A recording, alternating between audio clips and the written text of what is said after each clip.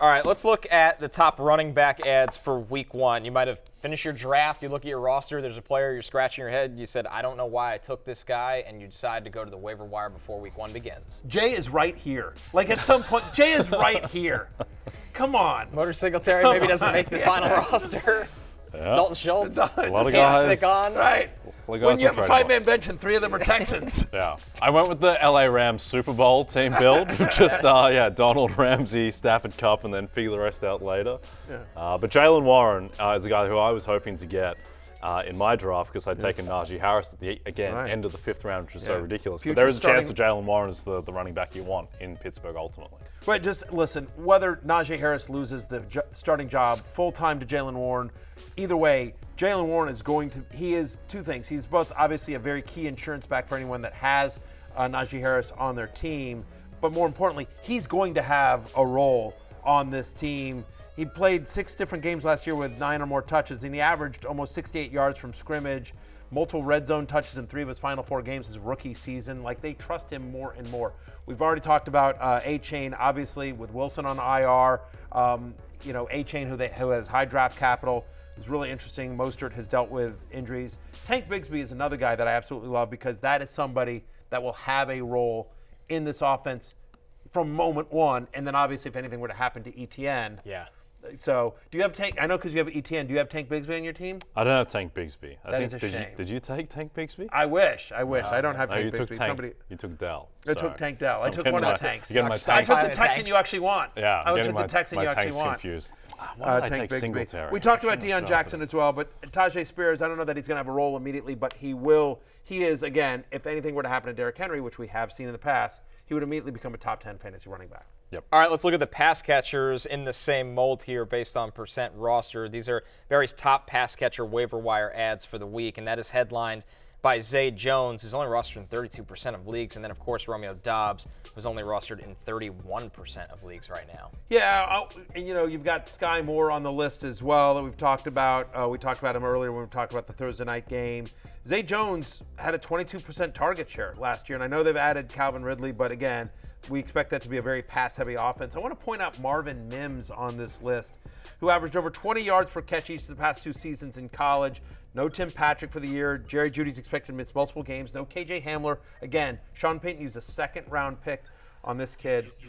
I'm a big Marvin Mims fan because one of the things that we know from last year, we expect a big bounce back from Russell Wilson, but one thing that Wilson did not lose last year was his ability to throw the deep ball. And so Mims is somebody who can get it. And then you see there on your screen Luke Musgrave. So in our league that we just drafted, I drafted Gerald Everett late. And then I noticed no one took Luke Musgrave. And I thought to myself, you know what? Come on down. Luke Musgrave should be part of a champion. And so Luke Musgrave will get a piece of this at the end of the year. My argument here is so I have TJ Hawkinson. I'm not saying Musgrave is better than Everett, but I dropped Everett to pick up Luke Musgrave. I'm not saying that Musgrave will be better than Everett. Everett has a much higher floor, like there's production.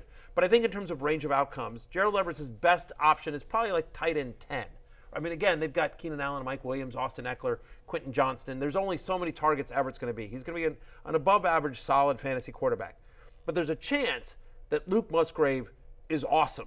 Like, we just don't know. There's also a chance, by the way, he's another rookie tight end that gets a lot of hype and then fizzles out. We saw this with Isaiah Likely last preseason. He just didn't get the kind of run that we thought he would.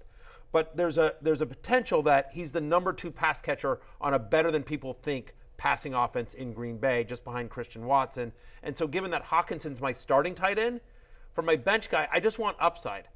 I don't need a solid replacement. If Musgrave isn't anything, I'll find Everett or somebody like him for Hawkinson's bye week. But otherwise, that's why I did that. Is like in a draft, as I wanted a starting court. If I was doing a starting tight end, it'd be Everett. But if I'm shooting for the upside, I have a lot of Luke Musgrave this year. Do you think there are worlds where Luke Musgrave can outperform like Dalton Kincaid this year because of the usage? Yeah, and I think because of the red zone, right? You look at Green Bay, like you look at the Bills offense, and you're like, okay, Josh Allen, Stephon Diggs, maybe even Damian Harris. Those guys will get a lot of usage in the red zone. When you look at Green Bay, I don't expect Gabe Davis, by the way. Gabe Davis, who, right, of course. I mean, 2 years ago was a red zone machine.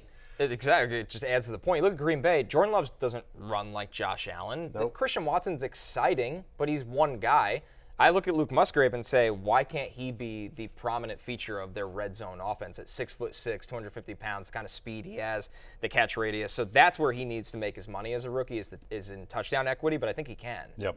Yeah. Should have drafted him over Singletary. That's all right. We'll get him Or next Dalton time. Schultz. Honestly, we can go back and look at your team. There's a lot of players. Well, I was going to say, you made the point that when you're drafted, well, with waiver wise at this point of the year, you should be adding for upside. Right. And not doing necessarily what I do with my bench, taking Devin Singletary and Deion Jackson. But that's okay. My starters are fantastic. This is true. Look, I mean, Devin Singletary is like if something were to happen to Dameon Pierce. But yeah, that's the idea here, is especially for people that still have drafts or people that have drafted as you head to your waiver wire, just sort of look and be like, okay, things have settled down. There's some bigger upside guys out there.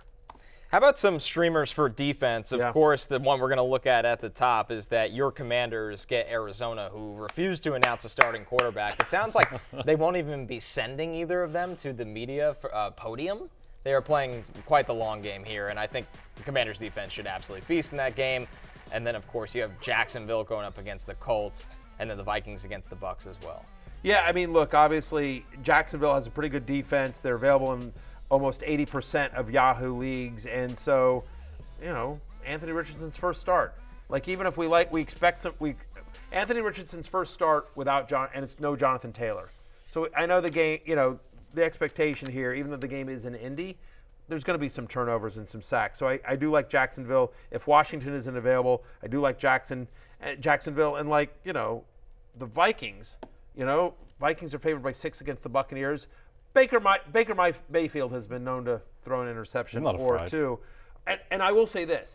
If for some reason the Saints are available in your league, they should be a top 5 defense. They should be a top 5 defense. Look at their schedule. We've gone through this on the show. They play the 3 of us every week. It's unbelievable. It's the best schedule. I'm not in a lot of leagues where you play defenses, but in those that I do, I've drafted the Saints in almost every single one of them because it's just such a ridiculous schedule. Hey, it's Matthew Berry from NBC Sports and Rotoworld.com.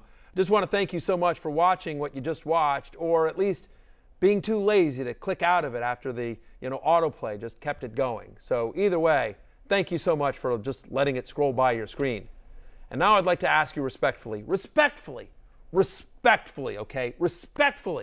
please subscribe to the NFL on NBC YouTube channel for the latest NFL news, fantasy headlines from Rotoworld, and betting analysis from NBC Sports Edge.